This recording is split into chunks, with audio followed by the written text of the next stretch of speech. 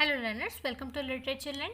History of English literature के इस second part में आज हम बात करने वाले हैं मॉडर्न इंग्लिश लिटरेचर पर। इसके पहले लास्ट वीडियो में हमने old English literature and middle English literature पे बात की थी। तो अगर आपने वो वीडियो नहीं देखा है तो उसका लिंक मैंने डिस्क्रिप्शन बॉक्स में दे दिया, वहाँ से आप देख सकते हैं। तो चलिए अब हम बात करेंगे मॉडर्न इंग्लिश लिटरेचर पर, जिसके सब डिविजन्स ये हैं: Elizabethan age, Jacobean age, Puritan age, restoration period, Augustan age, 19th century के romantic age and Victorian age, Edwardian era and late modern literature. तो ये सारे इसके सब क्लासिफिकेशंस है। तो चलिए इनको एक एक करके देखते हैं। फर्स्ट है आपका एलिजाबेथन पीरियड, जो कि 1558 से 1603 तक था, एंड जैकोबियन पीरियड जो कि 1603 से 1625 तक था।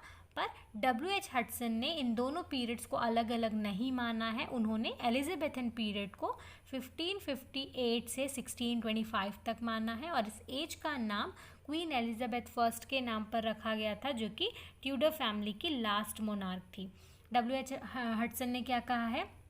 We call Elizabethan period all years from the beginning of the Queen's reign in 1558 to the period of James First death in 1625। मतलब क्वीन एलिजाबेथन पीरियड को उन्होंने क्वीन एलिजाबेथ जब थ्रोन पर बैठी थी 1558 में, तब से लेकर जेम्स फर्स्ट की जब डेथ हुई थी 1625 में, तब तक माना है। इस पीरियड को golden period of English literature भी कहा जाता है, क्योंकि इस एज में लिटरेचर में बहुत ज़्यादा ड्रास्टिक चेंजेस आए थे।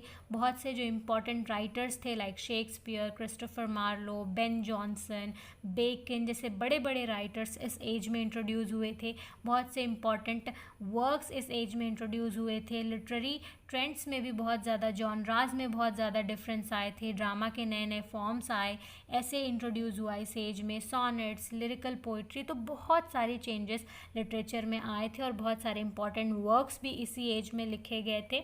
Elizabethan England saw a remarkable flourishing of arts and literature, Renaissance humanism, Protestant zeal, geographical and scientific discovery, all contributed to this upsurge of creative power। तो इस समय के जो लिटरेरी वर्क जो इतने पावरफुल होते थे, उन सब का कारण क्या था? जो रेनासा ह्यूमनिज्म था, प्रोटेस्टेंट जील थी जो लोगों में, साइंटिफिक डिस्कवरीज इस एज में हुई थी। तो ये सारी चीज़ें लिटरेचर को पावर दे रही थी, लिटरेरी थीम प्रोवाइड कर रही थी, राइटर्स को लिखने के लिए मटेरियल्स प्रोवाइड कर रहे थे।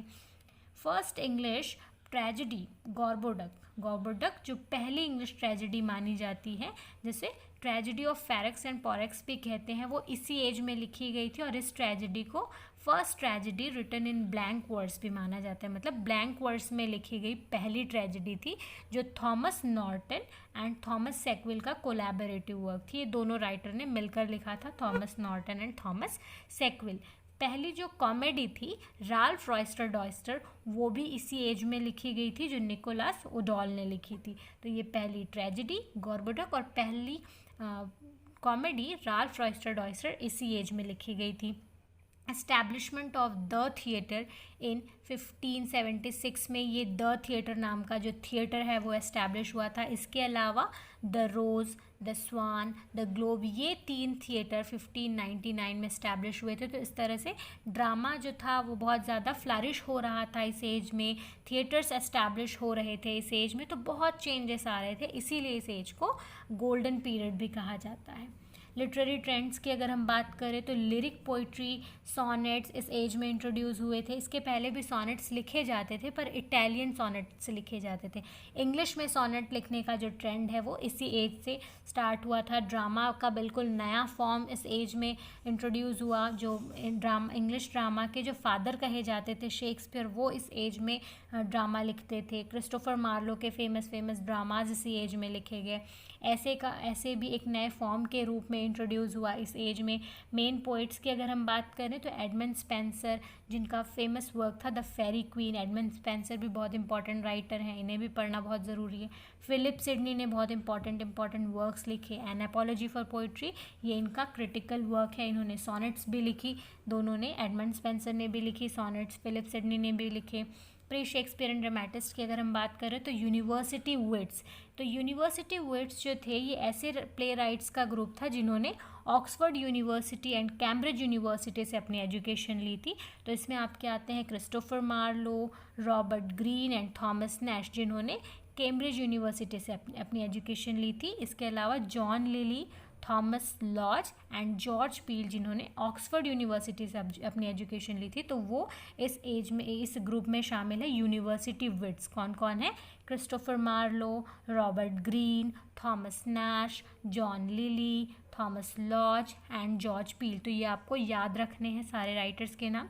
इसके अलावा थॉमस किड को भी इस ग्रुप में इंक्लूडेड माना जाता है, लेकिन इन्होंने इन दोनों यूनिवर्सिटी में से किसी भी यूनिवर्सिटी से एजुकेशन नहीं ली थी, फिर भी किड को भी कभी कभी इस ग्रुप में इंक्लूडेड माना जाता है। इसके अलावा शेक्सपियर, जिन्हें बार्ड ऑफ एवन और फादर ऑफ इंग्लिश ड्रामा भी कहा जाता है, इनके बारे में हम अलग से वीडियो में देखेंगे, इन सारे राइटर्स के बारे में, इस पूरे एज के बारे में, क्योंकि ये बहुत इंपॉर्टेंट एज है और इससे बहुत सारे क्वेश्चंस इस एज से और इस एज के राइटर से, इस एज के वर्क से बहुत सारे क्वेश्चंस एग्जाम्स में पूछे जाते हैं। तो इसको हम डिटेल में देखेंगे। बेन जॉनसन, जिन्होंने थ्योरी ऑफ ह्यूमर दिया था, ये भी बहुत इंपॉर्टेंट राइटर है, इनके भी सारे वर्क्स इंपॉर्टेंट हैं, इनके बारे में भी पढ़ना बहुत ज़रूरी है question exam point of view से। जॉन वेबस्टर भी बहुत इंपॉर्टेंट राइटर हैं। वॉल्टर रेले, फ्रांसिस बेकन, जिन्हें फादर ऑफ इंग्लिश ऐसे कहा जाता है, तो ये सारे बड़े राइटर, सारे इंपॉर्टेंट राइटर इसी एज में इंट्रोड्यूस हुए थे। फिर आता है आपका प्योरिटन एज। तो एलिजाबेथन एज बहुत इंपॉर्टेंट है, इसको पढ़ना बहुत ज़रूरी, तो इसको हम अलग से वीडियो में देखेंगे। फिर है आपका प्योरिटन एज। प्योरिटन एज जो कि 1625 से 1660 तक माना जाता है। It is named after the rise of the Puritan movement in England in the 17th century. 17th century में जो प्योरिटन मूवमेंट चला था, इसलिए इस एज को प्योरिटन एज कहा जाता है। तो ये क्या चाहते थे जो प्योरिटन्स थे? Complete purification of the rituals and rights of churches में जो भी रिचुअल्स थे तो उसमें कंप्लीट चेंज चाहते थे।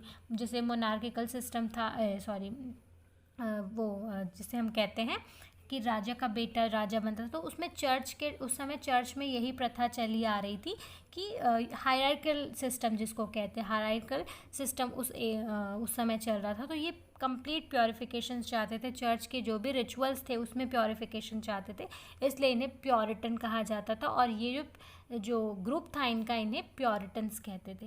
The Puritans emerge as a strong political force during the English civil war. जो इंग्लिश सिविल वॉर हुआ था 1642 से 1651 के बीच में, तो इस समय ये एकदम स्ट्रॉन्ग पॉलिटिकल फोर्स के रूप में उभर कर आए। और ये जो सिविल वॉर हो रहा था, इंग्लिश सिविल वॉर, ये Charles first and his supporters called the cavalier जो थे वो चार्ल्स फर्स्ट के सपोर्टर थे इनके, एंड ये एक ग्रुप में थे, और पार्लियामेंटेरियंस और round hats on the other hand. तो ये जो सिविल वॉर हो रहा था, इंग्लिश सिविल वॉर, ये किसके बीच में हो रहा था? चार्ल्स फर्स्ट और उनके सपोर्टर्स एक तरफ थे, और दूसरी तरफ थे पार्लियामेंटेरियंस और राउंड हेड्स। ये कौन थे? प्योरिटन्स ही थे ये लोग। तो इनके बीच इंग्लिश सिविल वॉर चल रहा था 1642 से 1651 के बीच में, जिसमें पार्लियामेंटेरियंस की जीत हुई, मतलब प्योरिटन्स की जीत हो गई थी। तो इससे प्योरिटन्स को और ज़्यादा बल मिल गया, उनको पावर मिल गया यहाँ पे अपनी मोनार्की चलाने का। So monarchy was first replaced with the commonwealth of England. अब चूँकि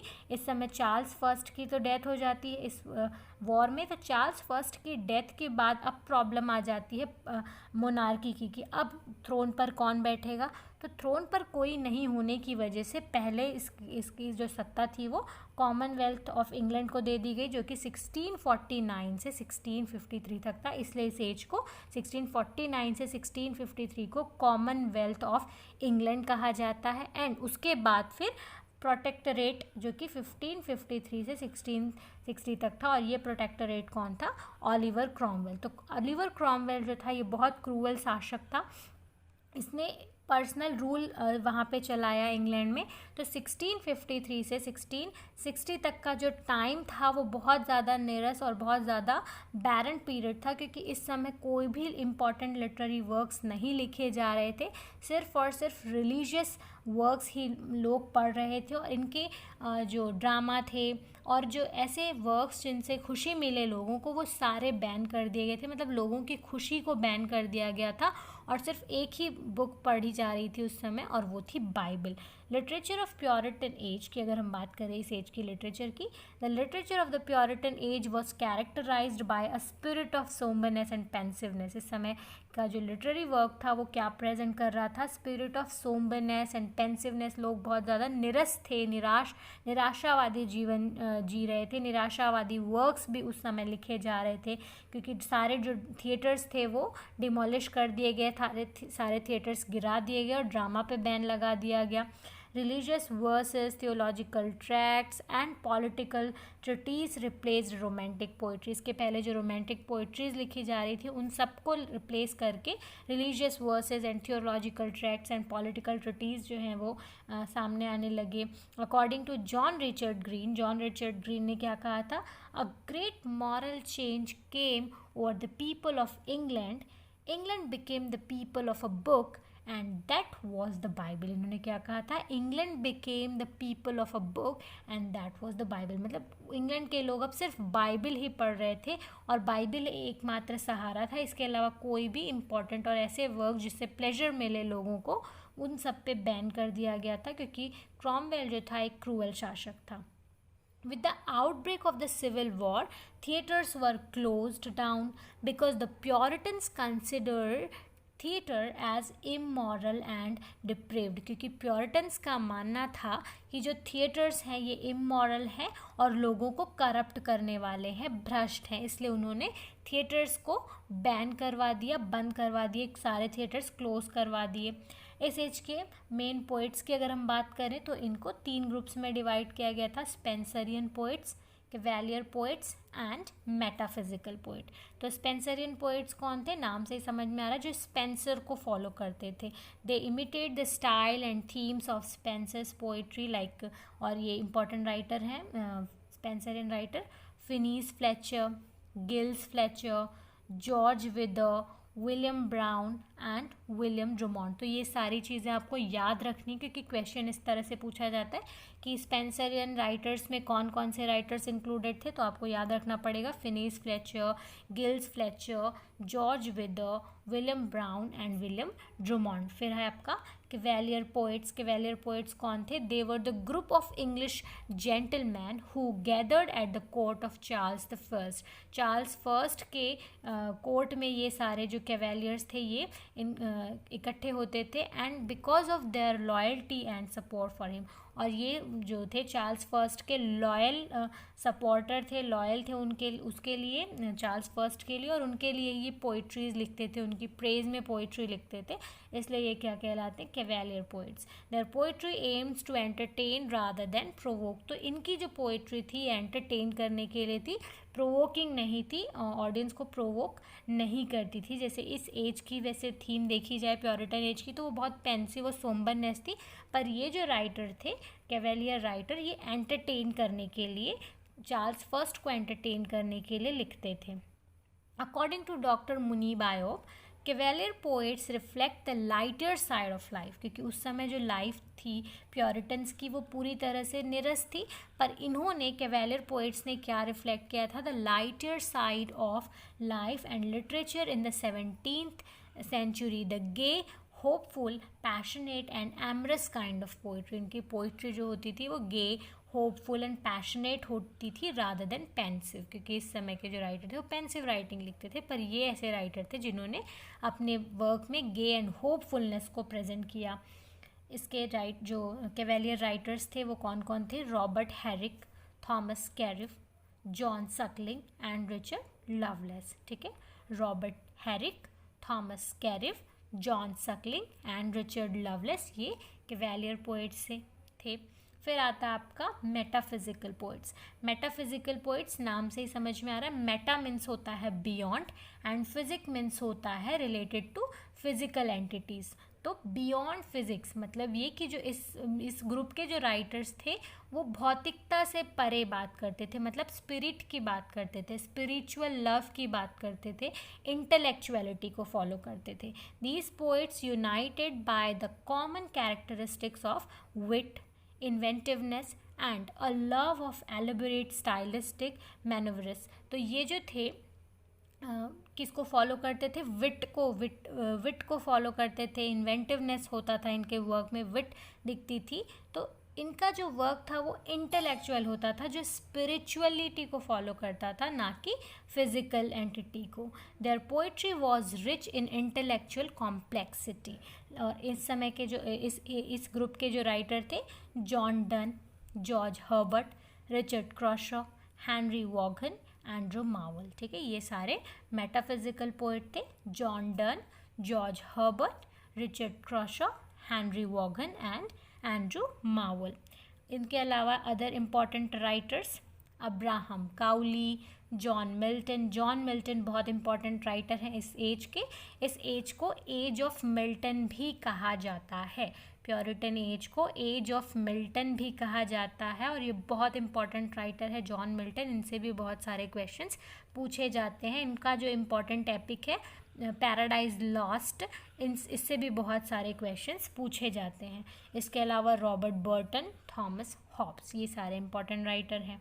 फिर आता है आपका रेस्टोरेशन पीरियड. रेस्टोरेशन पीरियड जो कि 1660 से 1700 था, इसको हम नेक्स्ट वीडियो में डील करेंगे. आज के लिए बस इतना ही. आज हमने देखा Elizabethan age, Jacobean age and Puritan age. तो आगे के पीरियड पे हम नेक्स्ट वीडियो में बात करेंगे. आज के लिए बस इतना ही. मिलते हैं नेक्स्ट वीडियो में. Goodbye and thank you.